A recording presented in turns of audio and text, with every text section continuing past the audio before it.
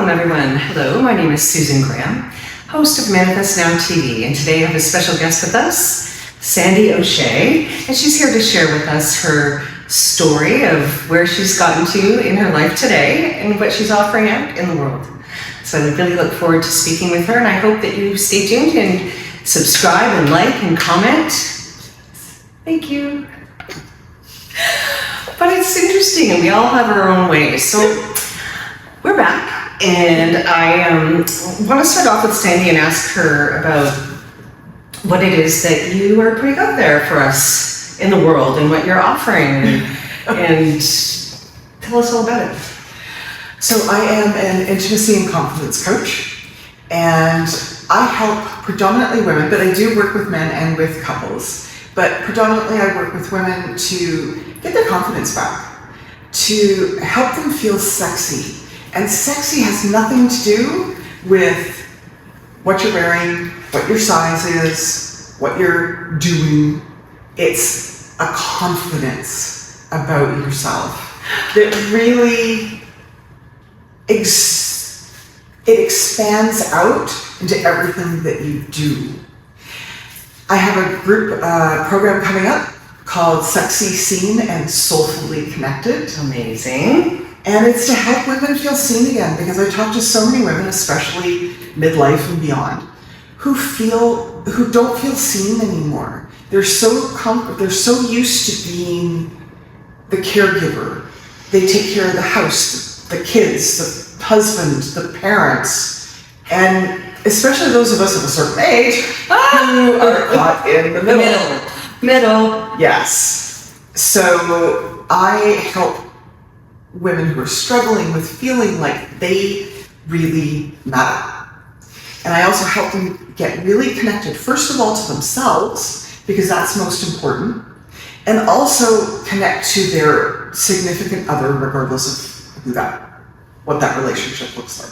Right, and then can I just jump in and ask? So, and then what about some of us that don't have a significant other but still want? Like, we should, as women, we should be potentially exuding that part of us. A lot of us have just and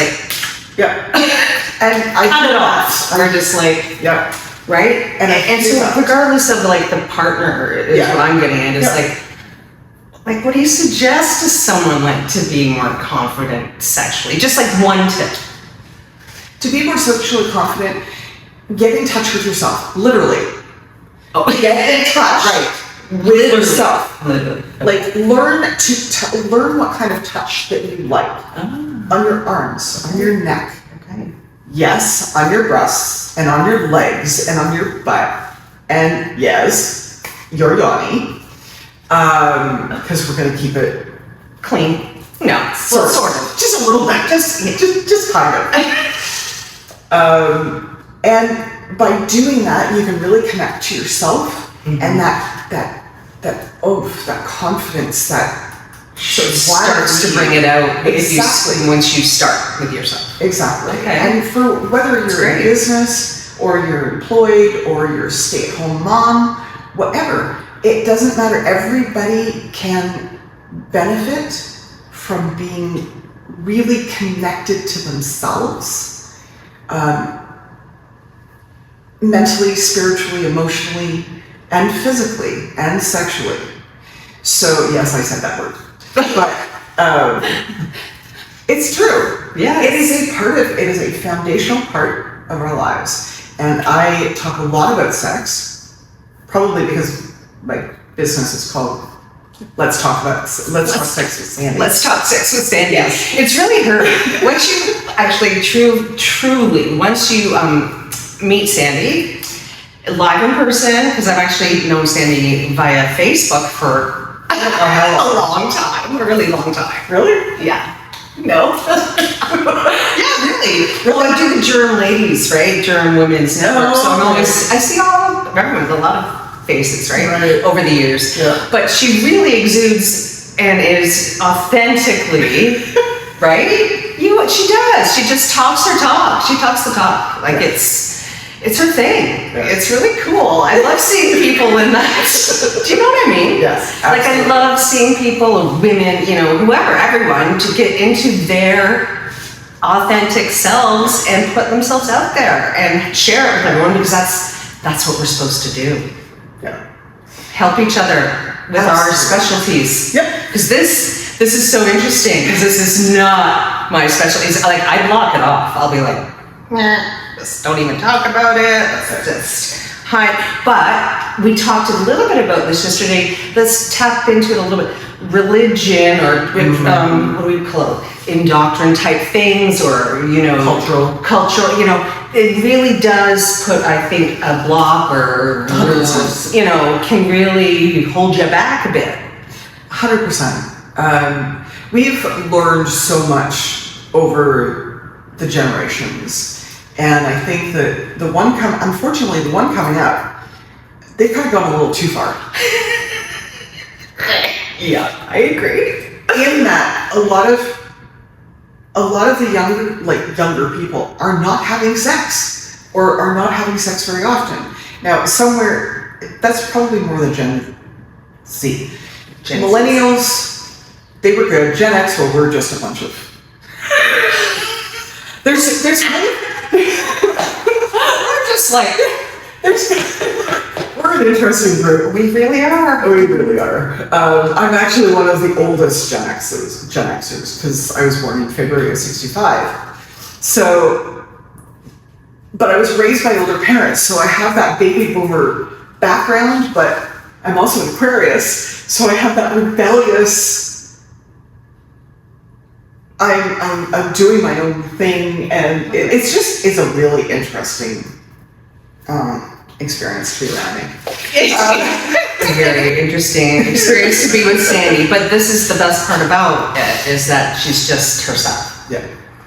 And because I don't know how to be anybody else. But that's amazing. I think this is something that Gen X is, like our Gen, we're really into that. Yes. Like, we can't help ourselves being who we are at this point in time. It just, so many of us were, and I wasn't, I had a stay-at-home mom, but that was kind of when women started really going out to work. Mm-hmm. So the kids were left on their own.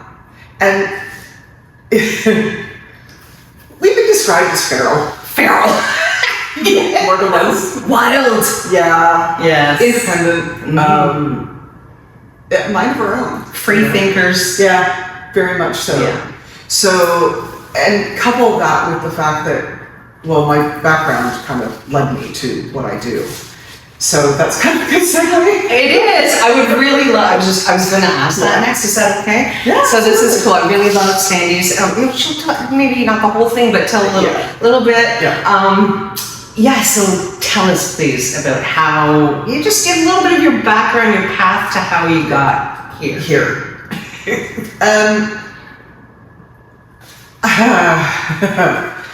It has been quite the adventure. I started a spiritual journey about, I want to say 7-8 years ago, when I got into business and I started meeting these women who were very spiritually based, and I used to have my relationship with God. I went to church and I was in that environment up until 16, and then at 16 something happened. It wasn't anything really bad, but it didn't sit right with me. So after that, I kind of went, no. And then I went the extreme, because I am. That's just me. I do one thing or the other. I don't believe in this middle part. So I started down this other path. I had lost my virginity at 13, despite the fact that I was involved with the church. And by 14, I had decided that it was time to go on the pill, because I didn't want to get pregnant. And I'll get back to that in a minute. But I went through a very open time.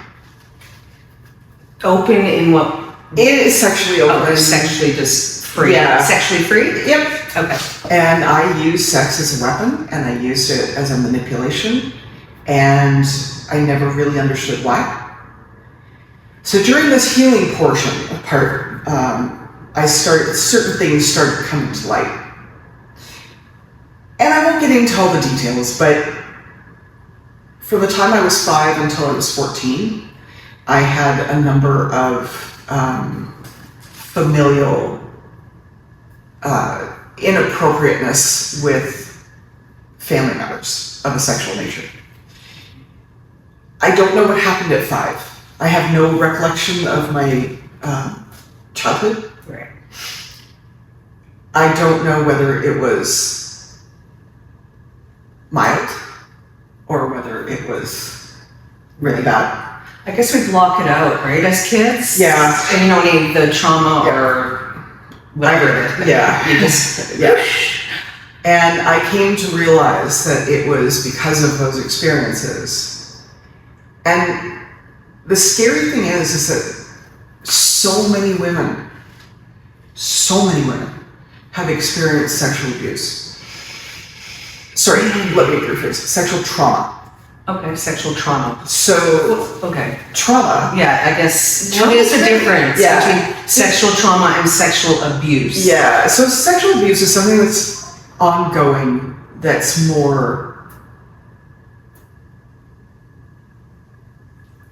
deeper. There's sexual inappropriateness, which is more minor, shall we say, Okay. but it can still have a big effect on the person who's going through it. Yes. There's sexual interference, which is actually what happened with my dad. Oh, so there's actually a bunch of categories. There is. Interesting. Okay, yeah. And then, so sexual interference is something that happens, and it can be seemingly minor or very major, that interferes with a person's normal healthy sexual development. So, Right. in my case, and I've learned this through a lot of healing, and just as an aside, trauma, and I love Gabor Mate. Oh, yes. He is unbelievable. I have a hard time listening to him because he's so soft-spoken and he's very slow, but he's so fascinating. And he says that trauma is not what happens to you. Okay. It's how you respond to it. Oh. Because if you don't feel safe in sharing what happened, okay. you hang on to that. And it creates trauma? And it creates this feeling of lack of safety. Okay, so trauma's lack of safety. Yeah. Oh my God, this is amazing. Sorry, I love learning stuff like this. Yeah. I'm all about the healing, you know that. We all, a lot of us are. Yeah. So so we've got sexual interference, sexual abuse, sexual inappropriateness. No, I missed one. Sexual assault. Which is kind of self-explanatory. Anyway. So, and because I couldn't tell my mom any of it, I just pushed it down. Right, so you internalized. Right, so it sticks in you. It stays in you. Right, You so don't that release stays in you, but then that becomes trauma. Yeah. Oh. And my response to it, now some women and men, because it happens to an alarming number of men, usually as boys, there's two basic things that happen with it. Either you internalize and you become very closed off, or, like me, you put it out. You become rebellious against with it. And you go the opposite way. And it's like, and I have a rather sordid past, but it has helped me understand so much about human sexuality and about relationships and about how people treat themselves. So, and this is why my business has been evolving for some time. I actually have a background in holistic nutrition, of all things, but it's all part and parcel with the whole thing because it's a very holistic approach that I take. It's all wrapped in together. Exactly. And you have to. We talked a little bit about this with some other interviewees, and it's like you can't just do one little piece of the puzzle. No. You have to do all the, Yeah, you know, all the pieces. otherwise you're still be missing a whole section of yourself, Exactly. Exactly. denying a whole section of yourself, or suppressing. Yes. The word suppressing. Yeah. Oh, there's a lot of suppressing that goes on. Right? So let's So- move back into some more of your story because it's very fascinating to me. So moving into what led you to want to put, well, besides giving more, you know, putting out women in their confidence and building them up and helping them be more confident sexually, Right. on your path, like how did it, like, How did we get there? yeah, like that. Did you get that? Yes, I got it completely. Where's the head? So I had been working in corporate for a long time. I got so fed up with it. I hated it. And I went, my body locked up on me one day and I ended up with a new massage therapist. Okay. He was phenomenal. He was also a health and life coach and an NLP practitioner, and he was a phenomenal massage therapist. He told me that I needed to reduce my circumference.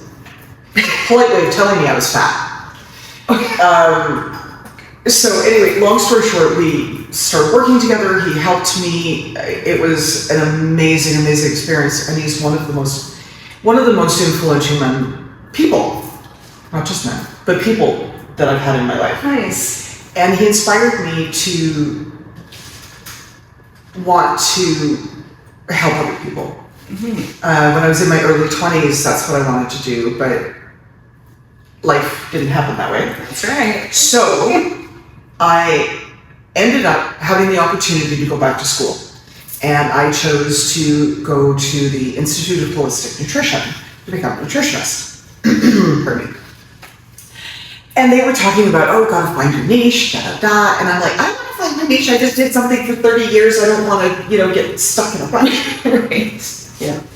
Well, She found her niche. after the second client, I discovered, yes, I need to find a niche. So I started off, it started off with weight loss, and that bored me.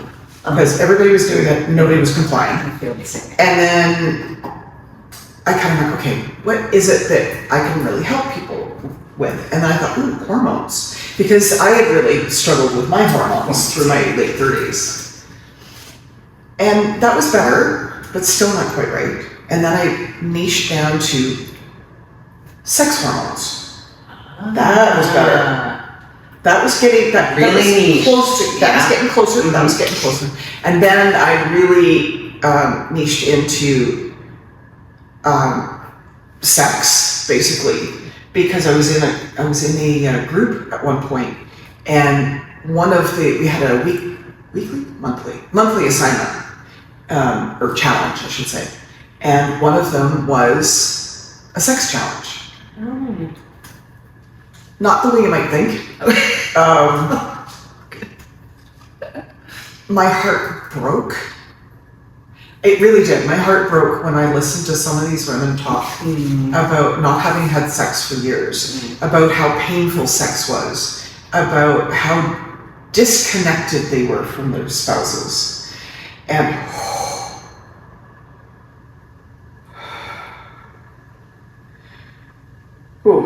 sorry, shivers.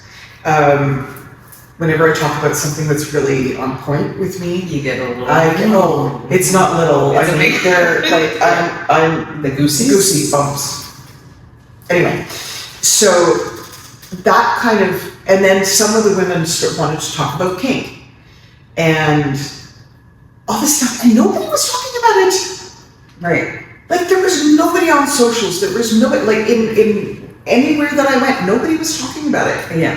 And I kind of went, okay, so we kind of did our own little thing just to be respectful of other people because it wasn't my group, it was someone else's. Okay, right. And it made me realize that there is such a need, whether there's a want or not is another story, but there is a big need. Want, yeah. But there is such a big need to help people reconnect because way too many people have gotten far too distant from themselves, from their partners, from life, from people in general. And what's happened since COVID has frustrated me, angered me, broke my heart, the whole bit. And I was listening to a video this morning from a guy, and he was talking about the importance of touch. It doesn't, and not necessarily sexual touch, although that is definitely an important part, but hugging. Yeah, just We met. Okay, so yesterday.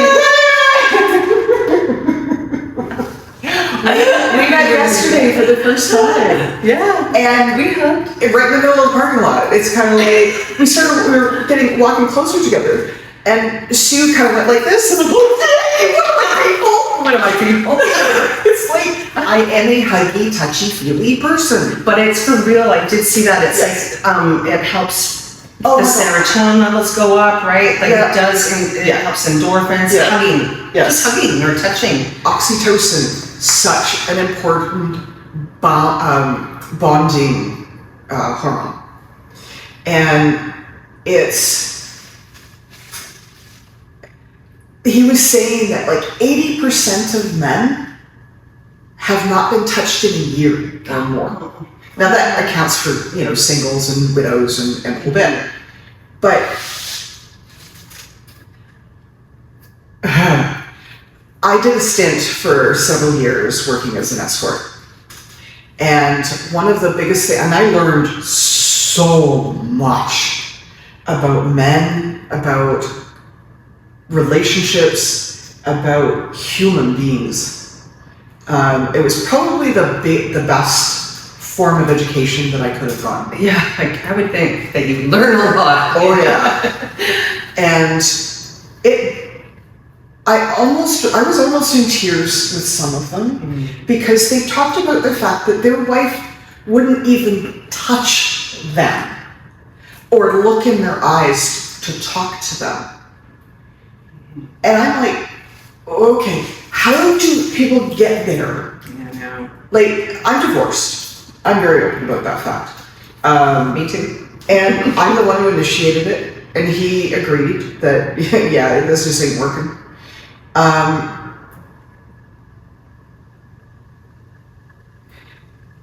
It was this feeling of, for me, it was a feeling of being trapped. Ah, okay. He was a good man. He was not abusive by any stretch of the imagination. And we're still friends. I'm going to see him later today, actually, to help cook the cat's claws. And I have an interesting life. We all do, though. Yes. Like, we all do, because And we it's all have our own Yeah, stories. that's right. So, but the fact that, these guys were coming to me because they weren't getting what they needed at home. Mm-hmm. The vast majority of my clients were married, which I wasn't particularly crazy about, but it's like, to me, it's better that they go to a professional where it's just a physical. Right, instead of cheating with someone else's wife or Exactly. getting involved in a whole other. The whole emotional thing that goes on, right? Right. I had one guy come to me, his wife arranged it. Right. His wife, because she could not physically have sex anymore, Okay. she didn't want him to do without, so she sent him to me. He was so uncomfortable. Right? He was like, I don't know if I was up to this. Literally. He was such a nice guy, and he loved his wife so much. Aww. And she obviously loved him a ton Right, to do to do that. this. But she wanted to use a professional instead of just saying anybody. Yeah. Smart. So that's where a lot of my education has come from. I don't believe in book smart. I believe in life smart. Human life smart. Exactly. Yeah. And I mean, I've been around for 60 years, so I'm very active in a lot of things. And so I've learned a ton, along with some of this, obviously the nutrition. Yeah, so I just think, and then of course the blending, like Yes. I love the blend of it. Yeah. Like you have, Yeah. it only makes sense. Yeah. Holistic nutrition, Yeah. sex, your sexuality, Yeah. confidence. It's all, It's all interrelated. yeah, it really, really is. And for women and men who are struggling with things like libido. I hate to use the word performance. I haven't figured out a word to use instead of that. Okay, right. But their abilities to be able to do things. Everything comes back to food. Right? Yeah. How we're nourishing our What we're bodies. putting in there. Yep. Staying active, physically, mentally, emotionally, spiritually, sexually. All of it. All of it. It's Which- not just about one thing. It's not, and that's, I think, a big problem. People will get hung up and be like, okay, I'm just going to be brain smart. Yeah. I'm just looking brain smart. Yeah. But I don't have fun. No. I don't have sex. Yeah. I'm not creative. I don't communicate. Who wants to hang out with you then? Exactly. And it's about becoming this well-rounded person. Human that we're supposed to have experience as the best of our capability, all of these different aspects of Yeah. life. Yeah. Otherwise, we are suppressing and missing out. And I get it, it's not as a choice or it's the stuck trauma, but that's what we're here for. Exactly. And Yes. there are, I've developed such a huge network, and I got people to help with everything. Yes. And I mean, I've used a number of the women that I know. I've used a number of their modalities because I don't do Reiki. Right. I don't do. There's so many things that I don't do. Well, right. So, but that's the cool part is we can all collaborate. That's right. We all collab and Yeah. share with each other or say, oh, you should go see or talk to Exactly. Sandy, or you should Yeah. go see and talk to Sue. Lynn or Sue or, whoever, right? Exactly. Yeah. So, and that's the whole. That's another thing that, with all the lockdowns and everything that we had, they separated us and separated us and separated us, and a lot of people have not come back. A lot of people are coming back to needing that in-person human touch. In reality, everybody needs it. Yes. But not everybody is reaching out. And that's why it's so important, if I can encourage you to do one thing, is to get outside, go for a walk, smile at somebody on the side on the road. I was going to say smile at the same time. Maybe on the sidewalk. On the road.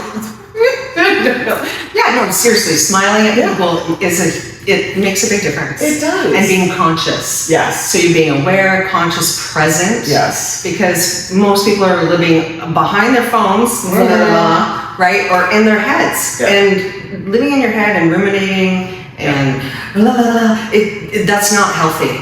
No. We're actually just supposed to be here, like right now. Exactly. Here, right now. Yeah. Oh, I'm just here right now. I mean, it's a practice. It's a daily 100%. practice. Like Yep. we're always learning, practicing, teaching. And then some of us go the extra mile where we do want to help. We are putting it out there. So please look up Sandy's information. It will be all in the comments or the description below. And subscribe and head over to Sandy's YouTube channel too, please. We'll put that in there too. I'm someone that's like a huge supporter of like everyone. Yeah. So I'm like. I just because I'm that person too. I get it. Yeah. That's why. 100%. Yeah. So thank you so much for being here today, Sandy, and talking with me and sharing your story. It's very special and unique, and I love that you are you. You are the authentic you. Because I don't know how to be anybody else. Let's end it with a hug. All right. But this time you're in the face with me. Okay. Bye, everyone. Thanks. Bye, everyone. 40 grams of protein. If you have a hard time getting protein in your day, try this. Sparkling protein water. It's beautiful. 40 grams. Lovely taste.